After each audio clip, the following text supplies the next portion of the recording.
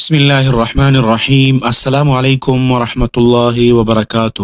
محترم سامعین، کیا علماء کرام کی عزت اب سوشل میڈیا پر نیلام ہو رہی ہے؟ کیا اختلاف کے نام پر توہین کو جائز سمجھ لیا گیا ہے؟ اور آخر کیوں ایک عظیم محدث کے خلاف ایسی مہم چل رہی ہے جس کے پیچھے حقیقت کچھ اور ہے؟ آج کی ویڈیو آپ کی سوچ بدل دے گی۔ محترم سامعین، آج کل سوشل میڈیا پر چند نام نہاد افراد کی طرف سے شیخ الحدیث حضرت مولانا محمد ادریس صاحب حفظہ اللہ کے خلاف نازیبا گفتگو کی جا رہی ہے۔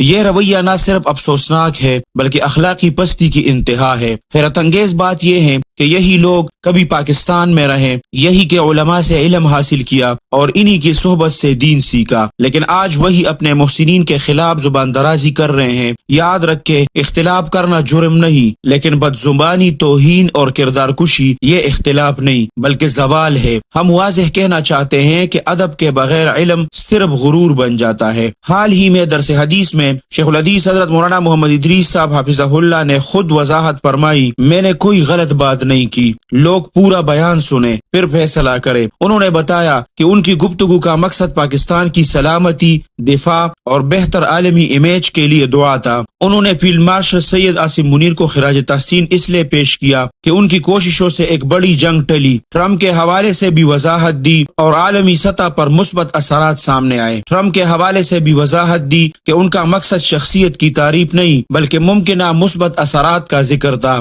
شیخ صاحب نے یہ بھی فرمایا، میں دن رات پاکستان اور افغانستان کے تعلقات بہتر بنانے کی کوشش کرتا ہوں۔ انہوں نے واضح کیا، افغانی ہمارے بھائی ہیں، ان کا خون ہمارا خون ہے۔ محترم سامعین، شیخ صاحب نے ایک واقعہ بھی سنایا جس کو سن کر آپ حیران رہ جائیں گے۔ شیخ صاحب نے فرمایا کہ ہمارے گاؤں تو رنگزوں میں ایک شخص جو حضرت شیخ صاحب کا سخت مخالف تھا، گالیاں دیتا تھا، لیکن جب وہ فوت ہوا تو جنازہ پڑھانے کے لیے مجھے بلایا گیا، اور جب میں جنازے کے لیے کھڑا ہوا تو میری آنکھوں سے آنسو بہنے لگے، اور اس کے جنازے پر کھڑے ہو کر میں نے اللہ سبحانہ و تعالیٰ سے دعا کی کہ یا اللہ میں نے ان کو معاف کر دیا۔ یہ ہے علماء کا ظرف، یہ ہے اصل اخلاق۔ محترم سامعین، شیخ الحدیث حضرت مولانا محمد ادریس صاحب دو عظیم اداروں میں شیخ الحدیث ہے، جامعہ دارالعلوم نعمانیہ چارسدہ اور جامعہ دارالعلوم حقانیہ کوڑا خٹک۔ آپ نے ہزاروں طلباء کو پڑھایا اور کئی مرتبہ مکمل دور حدیث اکیلا پڑھایا، یہ کوئی معمولی بات نہیں۔ محترم سامعین، یہاں ایک اہم بات سنیں۔ مولانا منظور مینگر صاحب حفظہ اللہ نے فرمایا کہ ایشیا میں دو علماء ایسے ہیں جن کا علمی مقام بے مثال ہے، ایک مفتی سعید احمد فالنپوری صاحب رحمۃ اللہ علیہ تھے اور دوسرے شیخ الحدیث حضرت مولانا محمد ادریس صاحب حفظہ اللہ ہے۔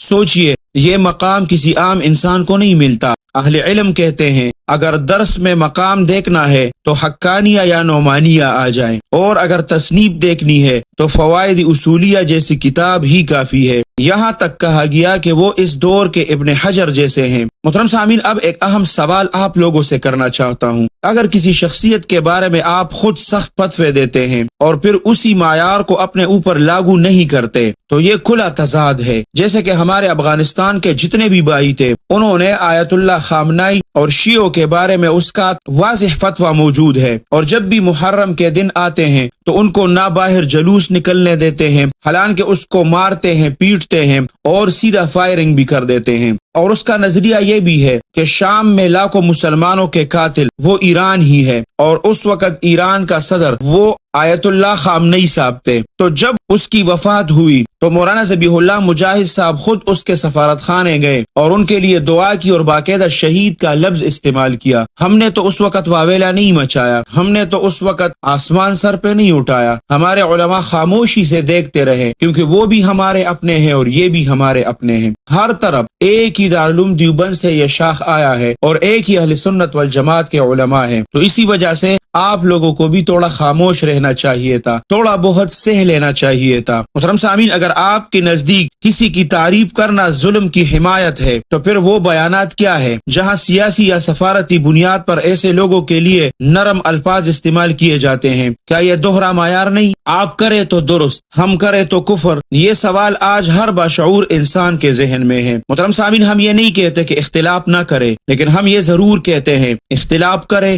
مگر ادب کے ساتھ۔ علماء کرام کی عزت اصل میں دین کی عزت ہے، اور یاد رکھے الفاظ واپس نہیں آتے، لیکن ان کا حساب ضرور ہوگا۔ اللہ سبحانہ و تعالی ہمیں حق کو سمجھنے اور اسے ادب کے ساتھ بیان کرنے کی توفیق عطا فرمائے۔ محترم سامعین، آپ لوگوں کا اس بارے میں کیا رائے ہے؟ اپنی قیمتی رائے کا اظہار کمنٹ سیکشن میں ضرور کریں، ہمیں آپ کی قیمتی رائے کا انتظار رہے گا۔ اللہ سبحانہ و تعالی آپ سب کو اپنے حفظ اور امان میں رکھے، اپنے خصوصی دعاؤں میں یاد رکھے۔ السلام علیکم ورحمۃ اللہ وبرکاتہ۔